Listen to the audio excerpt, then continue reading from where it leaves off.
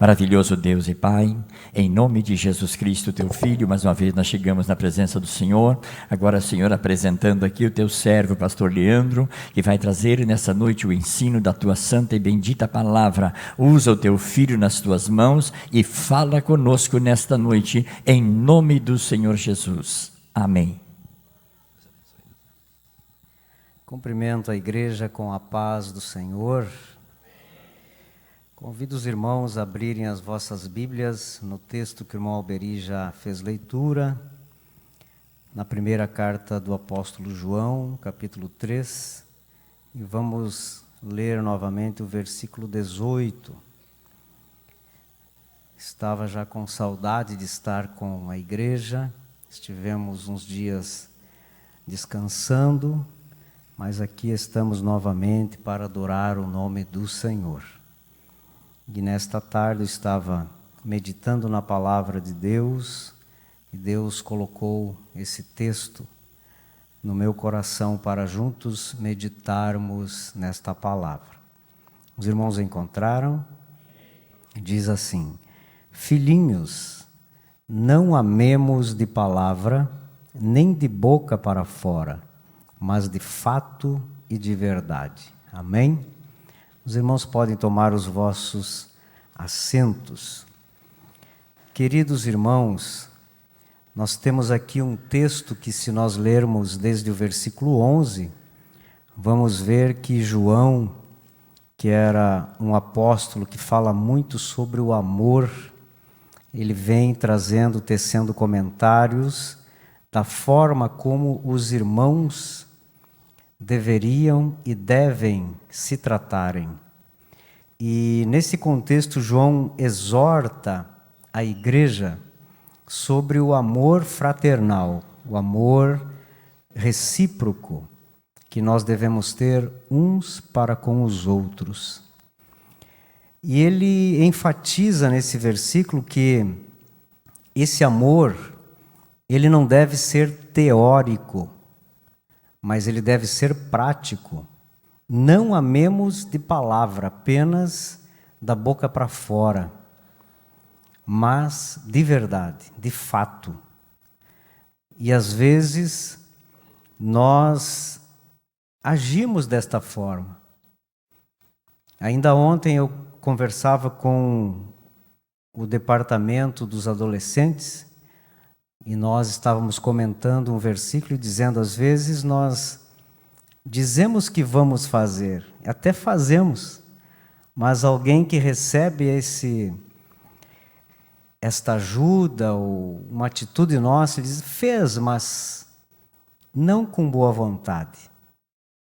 Então, a prática cai por terra, porque nós fazemos apenas só de boca para fora.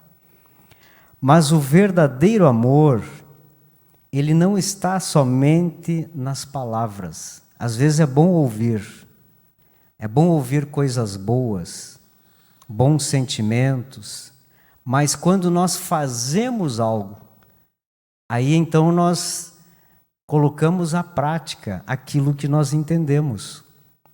E era isso que João estava passando para a igreja.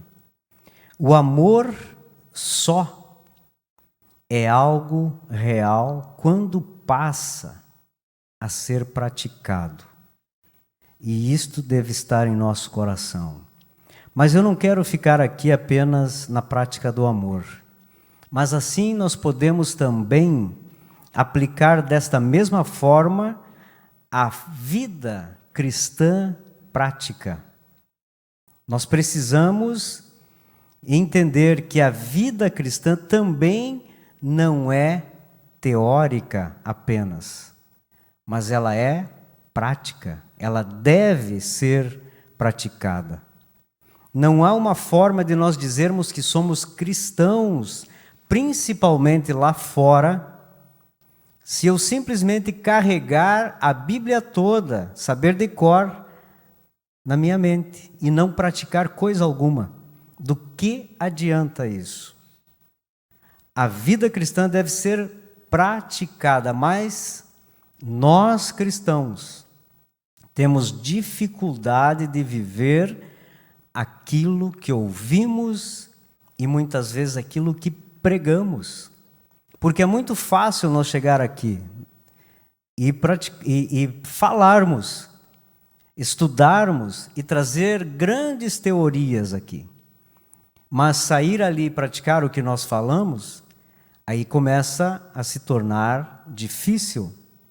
Mas é exatamente isso que Deus exige da igreja e é o que o mundo precisa ver lá fora, porque nós somos o espelho para o mundo. Então, precisamos praticar. Jesus, lá em Lucas, capítulo 6, 46 e 48, ele fala da edificação sobre a rocha, as duas casas. Uma sobre a rocha, a outra na areia. E todos nós, assim como o homem que construiu na areia ou na rocha, enfrenta as chuvas, enfrenta os vendavais, que são as lutas, as provações que nós passamos. E como nós podemos permanecer firmes quando passamos por essas dificuldades? A resposta é certa. Praticando o que Jesus ensinou, praticando o que a Bíblia nos ensina. Teoria não adianta de nada, é preciso praticar. E esta é a maior dificuldade que nós temos no tempo que nós estamos vivendo. Parece que lá no passado, há 40 anos atrás, era mais fácil, porque não havia tantas coisas que vinham de encontro à vida cristã. Parece que os cristãos viviam um pouco mais isolados, mas hoje nós estamos vivendo uma vida muito normal no mundo em que nós estamos inseridos. E isso dificulta de praticarmos o que nós estudamos, aquilo que ouvimos, aquilo que lemos. Além disso, ouvimos muitas coisas por aí de pessoas que sabem tanto da Bíblia e não praticam nada da Bíblia, que nós também nos achamos no direito de viver uma vida sem prática. Mas esta não é a vida que Deus quer para você. Essa não é a vida que Deus quer para nós. Nós somos chamados para fazer a diferença nesta terra.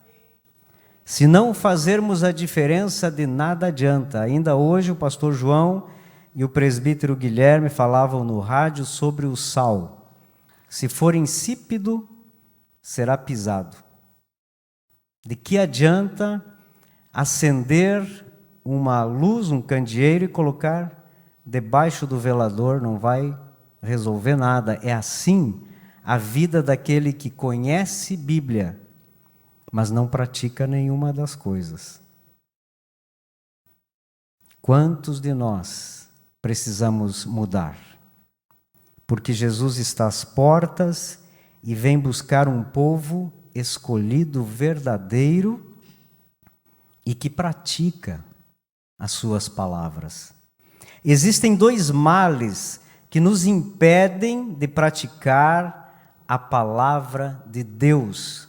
Existem muitos outros, mas dois que eu achei importante nós abordarmos hoje. Primeiro, quando nós substituímos a obediência à palavra de Deus por atividades na igreja. Quando nós sabemos que estamos errados, mas eu vou fazer algo para Deus para compensar. Será que Deus aceita isso? E às vezes alguém nos procura e diz: pastor, mas eu estou fazendo a obra. O que é fazer a obra? Cantar, pregar, evangelizar, mas não viver a prática do evangelho? Não resolve nada. O próprio Cristo disse: afastai-vos de mim, mas eu profetizei, eu fiz maravilhas, eu te conheço, eu orava de madrugada, e o que adianta? Eu entendo que Jesus, se ele estivesse fazendo uma espécie de teatro, ele estaria assim, fechando a porta e dizendo, mas eu nem te conheço. E fecha a porta. Não vai ter segunda chance. Não é um serviço na igreja que vai mudar a nossa condição diante de Deus. Porque Deus não está interessado na quantidade de coisas que fazemos, mas num coração quebrantado, numa vida piedosa, de obediência à palavra do Senhor, que tem comunhão com Deus, que tem comunhão com os irmãos. De outra forma não adianta. E às vezes eu tento ser diferente, já falei várias vezes para a igreja, para não trazer mensagens desta forma que confrontem.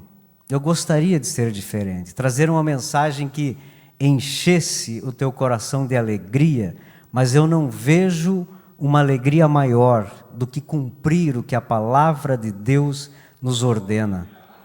Porque assim nós dormimos em paz. Não há travesseiro mais macio do que uma consciência limpa diante do Senhor. Então, praticar é a palavra de hoje. Israel tentou fazer assim, ser apenas religiosos, mas Deus não aceitou, Deus rejeitou isso e usou Isaías para escrever lá no capítulo 1, versículo 11 e 12: de que me serve a mim a multidão dos vossos sacrifícios? Mas Deus não tinha pedido sacrifícios para o povo judeu? Sim, mas não adianta sacrifício sem praticar a lei naquela época. Diz o Senhor: estou farto dos holocaustos de carneiros e da gordura de animais cevados, e não me agrado do sangue de novilhos, nem de cordeiros, nem de bodes. Quando vindes para comparecerdes perante mim, quem requereu de vós isto, que viesseis pisar os meus átrios? E aí os religiosos provavelmente entenderam que Deus estava cansado da religiosidade deles. Não faltavam nem uma festa judaica. Estavam sempre juntos. Precisava de um carneiro, está aqui. Mas a vida que viviam não condizia com o que eles estavam oferecendo a Deus. Deus não quer o nosso sacrifício. Se eu disser, eu vou para a igreja todos os dias, eu oro todas as madrugadas, eu me sacrifico, mas não praticar é a mesma coisa de fazer o que o povo judeu estava fazendo. Diante disso, o que fazer? O que nós devemos fazer? Jesus responde em João, capítulo 14, o verso 15. Se me amardes, se tu ama a Deus, se tu ama a Cristo, se você reconhece o sacrifício de Jesus, guardareis os meus mandamentos. Mas é só guardar? Mas não é aqui no intelecto, é guardar no coração, esse guardareis aqui. E ninguém guarda nada no coração e não pratica. Se está no intelecto, é apenas conhecimento, mas se está no coração, é porque eu quero, porque eu amo, porque eu deixei cair no coração e pratico aquilo que está no coração. Então, desta forma, viver de atividades, de regras, de aparência, sem um viver prático, é um forte sinal de afastamento de Deus e da sua palavra. Aparências enganam. Havia, inclusive, uma história antiga do Pedro Malazarte, né? Que tinha os botões do seu casaco todos amarelos, parecia ouro, e chegou no restaurante e o homem ofereceu tudo para ele, E ele comeu e depois não tinha dinheiro para pagar. E aí o homem disse: mas você está cheio de belezas, de ouro? Ele disse: nem tudo que brilha é ouro. E às vezes nós olhamos para as pessoas, nós entendemos que é uma pessoa que pratica o Evangelho, porque atrás deste casaco com uma gravata, nós tiramos até financiamento sem fiador. Mas tirando isso, somos todos iguais, dependentes da graça e da misericórdia de Deus. Queridos irmãos, o segundo dos males que impedem a prática do Evangelho e da sua palavra são quando nós abstemos dos pecados graves, que nós dizemos que são grandes, mas praticamos aqueles que nós consideramos pequenos, leves. Já notaram que nós temos alguns pecados que a gente tem dificuldade de abandonar? E sabemos que é errado. E às vezes nós estamos lendo a Bíblia e daí quando vai chegar naquele texto que pega no nosso pé, nós viramos a página e seguimos. Tem textos na Bíblia que na nossa Bíblia não existe, só na dos outros. Por quê?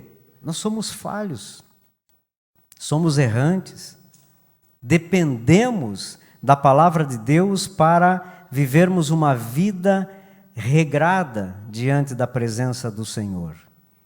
E aí os pecados contra o corpo, pecados imorais, que às vezes até crimes são, nós nos abstemos, porque seria muito vergonhoso eu pecar em adultério, fornicação, roubar de alguém, beber e sair aprontando por aí. Então isso, de forma alguma, eu vou fazer. Isso são evitados a todo custo. Então eu digo, eu sou crente, eu não faço essas coisas. Olha o fulano que fez tal coisa, que envergonhou a igreja, envergonhou a família. Aquele lá é pecador, mas eu não. Quando nós nos sentimos maior do que os outros e falamos que somos maior do que os outros, já estamos pecando. E a Bíblia vai nos dizer, em Apocalipse capítulo 22 e 15, ficarão de fora os cães, os feiticeiros, os impuros, os assassinos. Isso aqui ninguém dos crentes faz. Ninguém vai pegar um feitiço aí e vai sair na esquina fazer. Né? Ninguém vai assassinar, apesar de que acontece. Mas em casos raros. Mas os idólatras. Às vezes nós coamos o mosquito e engolimos o camelo. Idolatramos pessoas, idolatramos coisas, idolatramos líderes, muitas coisas que nós idolatramos. E todo aquele que ama e pratica a mentira. No mundo que nós vivemos hoje, é fácil vencer a mentira? De forma alguma. Hoje as coisas parecem que nos forçam a mentir. É no trabalho, é na escola. Quem não colou na escola e depois disse para a professora, não, eu não colei. O que é isso? Se não é mentira. E outra coisa, irmãos, que muitas vezes nós achamos leve, a linguagem profana, falada e digitada. Quantas mensagens nós mandamos por dia, de vídeos, de áudios, de mensagens escritas, de piadas profanas.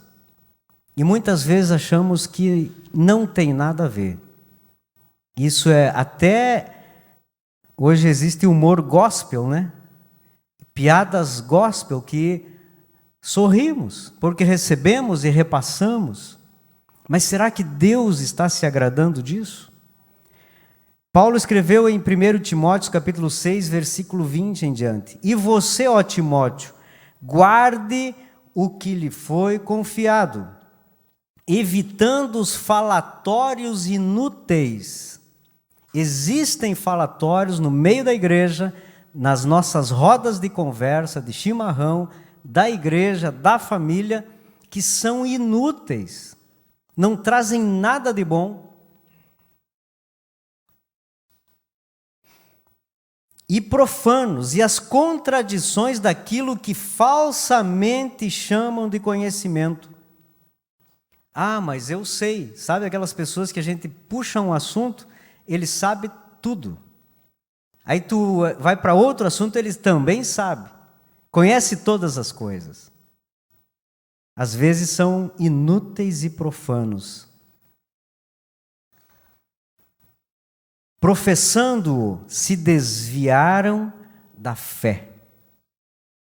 Às vezes, os muitos falatórios desviam pessoas da fé. Às vezes é uma semente do mal, é um veneno que está sendo plantado por alguém que não tem a intenção. Mas se eu falar alguma coisa para um crente que está há pouco tempo servindo a Deus, e eu falar algo da igreja, dos irmãos, de alguém, e essa pessoa se entristece e se decepciona com a igreja, se decepciona com Deus, e diz: eu achei que era diferente, mas esses crentes são tudo hipócritas. Ouvi o fulano dizer tal coisa do outro, daquela instituição, daquele pastor, e estas são, muitas vezes, falatórios inúteis, que devemos nos cuidar, porque isso não vai desviar somente o novo crente, mas muitos que há muitos anos estão palmilhando esse caminho, mas nunca entregaram a sua vida totalmente a Deus. Em 2 Timóteo capítulo 2,16, diz assim: evite igualmente os falatórios inúteis e profanos, pois os que se entregam a isso avançarão cada vez mais na impiedade. Ser ímpio é viver uma vida assim. E nós, muitas vezes, entendemos que isso são coisas leves. Isso não vai dificultar a minha entrada no céu. Mas Deus quer que nós sejamos puros, totalmente puros, sem mistura, sem trazer algo do mundo para a nossa vida com Deus. Nós precisamos estar separados do mundo. Isso são alertas que nos previnem para que não venhamos cair na tentação de viver uma vida que não agrade ao nosso Deus. Conversas tolas, muitas vezes, gracejos indecentes, não convém para crentes. Queridos, e é bom lembrar que eu já ouvi de algumas irmãs na igreja: eu não gosto de conversar com o irmão fulano de tal, por causa dos gracejos, por causa das conversas indecentes, tolas, que alguns praticam. Nós temos que ser puros na nossa maneira de ver as coisas, de falar, de agir, para que dentro desta comunidade haja comunhão e não afastamento. Somos irmãos de um mesmo corpo, mas precisamos ter caráter cristão. A palavra deve ser praticada em todo o nosso viver, não é em algumas coisas. Aqui a gente abordou alguns pontos apenas, mas para isso é necessário atitude. Às vezes nós sabemos que precisamos mudar. Ouvimos uma palavra e Deus fala conosco, e nós colocamos o nosso coração aqui na igreja que a partir de hoje eu vou mudar, mas não tem atitude e continua do mesmo jeito e até esquece. Quem fica feliz com isso é o diabo. E assim, praticando a palavra, nós nos tornaremos mais fortes, mais firmados na palavra, e não é qualquer vento que vai nos derrubar, porque estamos firmados em Deus. A pós-modernidade que nós estamos vivendo nos apresenta muitos desafios, e esses desafios são cada vez maiores. E como que nós vamos vencer? Porque o mundo vem como uma avalanche contra a igreja. Mas o que eu entendo que nos faz vencer é quando nós temos um conjunto de hábitos adquiridos ao longo da nossa vida cristã. São hábitos, às vezes comuns, às vezes para outros é diferente, mas nós vamos adequando a nossa vida conforme a palavra de Deus e nós vamos nos fortalecendo. A vida cristã depende disso. Porque se eu não tiver a atitude de ter um hábito de ler a Bíblia, eu nunca lerei a Bíblia. Se eu não tiver atitude para levantar na madrugada, dobrar os meus joelhos e ter um momento de comunhão com Deus, eu nunca serei um homem de oração. Precisa de hábitos, e é ao longo desta vida cristã que nós adquirimos. Não é porque eu estou envelhecendo que eu devo diminuir as orações, a leitura bíblica, não é porque eu li toda a Bíblia que agora eu não preciso mais ler. Eu preciso continuar tendo comunhão com Deus, diálogo com Deus, falando com Deus e Deus falando comigo através da sua palavra. E então seremos fortes e teremos a personalidade real de verdadeiros cristãos. E é bom lembrar que o que fazemos nesta vida, nestes dias de dificuldade, de tentação, de provação e luta, isso está totalmente relacionado com a nossa vida espiritual. Eu só pratico aquilo que o meu coração tem de ligação com Deus. Se não tiver ligação com Deus, não tiver comunhão com Deus, como vou praticar algo que glorifique a Deus?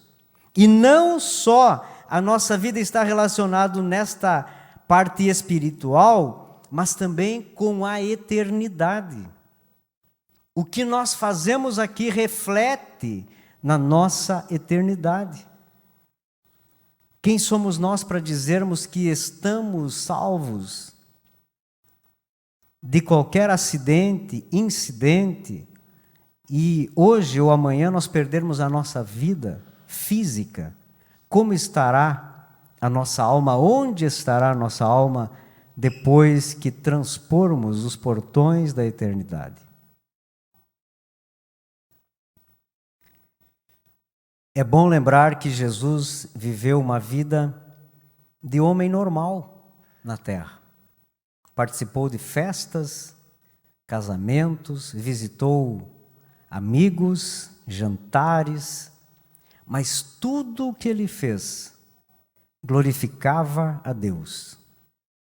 Se Jesus pôde, nós também podemos. Porque às vezes nós ouvimos de alguém: eu não suportei a tentação. Mas a Bíblia diz que Deus não dá tentação maior do que nós podemos suportar. Então não é problema da tentação, o problema está em nós. É nós que não praticamos, é nós que não fechamos a porta, mas abrimos a porta para o pecado. O conteúdo desta vida é que revela o nosso caráter moral e espiritual. Qualquer um que conhece um pouco de vida cristã, ele pode olhar para nós, ouvir nós falar por 5 minutos e ter uma noção de quem somos. o conteúdo da nossa vida, aquilo que eu faço, aquilo que eu falo, aquilo que eu penso, revela quem eu sou, moralmente e espiritualmente. Se o homem consegue encontrar falhas um no outro, muito mais Deus, que olha para nós e vê o profundo do coração. Aquilo que eu nem pensei em fazer, Deus já conhece.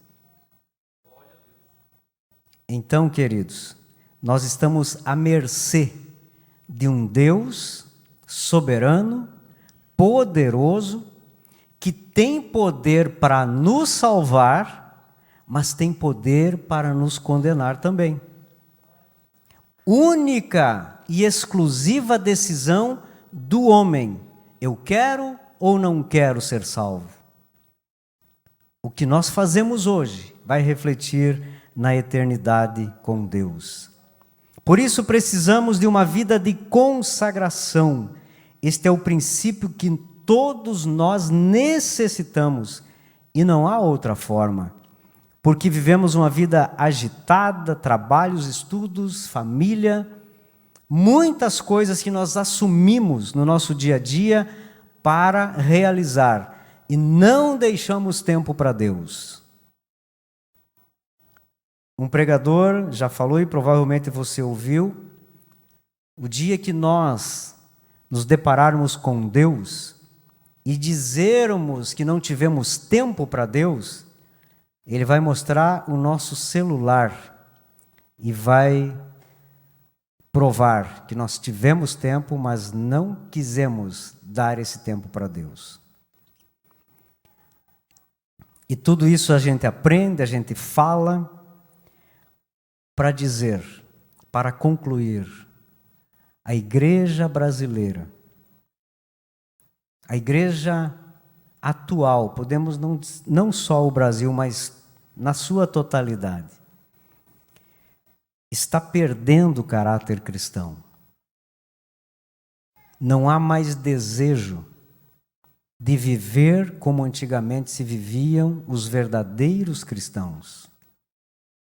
Será que se hoje tivéssemos que enfrentar os leões na arena, as perseguições, será que seríamos crentes suficientes para isso? Será que a prática do Evangelho, aquilo que nós tanto conhecemos, que temos tanto argumentos para defender apologeticamente a teologia que nós conhecemos, será que isso serviria para fazer eu tão forte para vencer a morte, para salvar a minha vida e para ter a salvação? Queridos irmãos, a igreja desta geração precisa forças para vencer esta avalanche mundana que está tentando invadir a igreja. Mas se nós não tivermos oração, jejum, consagração a Deus e vida no altar, podemos ser uma multidão, mas não teremos força para impedir que o mundanismo, as inovações avancem e nos tirem o que nós temos de mais precioso, que é a nossa comunhão com Deus e a salvação da nossa alma. Que Deus nos dê forças para continuar aprendendo, mas praticando. Teoria não salva ninguém. Eu posso aprender apenas um versículo da Bíblia, mas se eu praticar ele total, eu tenho mais chances de ser salvo do que aprender toda a Bíblia e não praticá-la. Amém?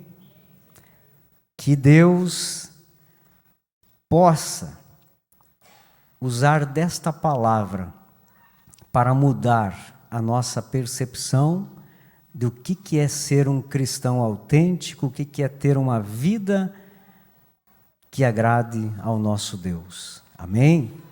Nos coloquemos em pé.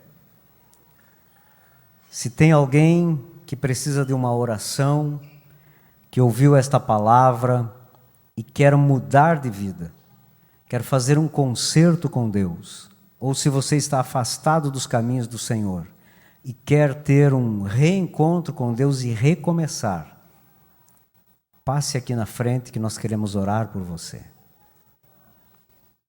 Se não tem, nós vamos orar a Deus. Querido Pai, mais uma vez nós nos colocamos na Tua presença.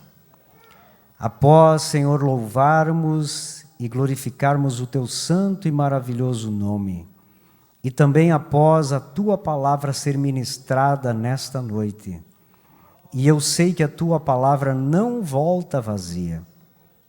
Algum lugar, algum coração, ela encontrou guarida, e ali ela vai permanecer, e a Tua palavra diz que ela nos limpa de todo o pecado, ela nos redime, Senhor, e limpa as nossas vestes que muitas vezes estão salpicadas pelo pecado em que nós enfrentamos todos os dias.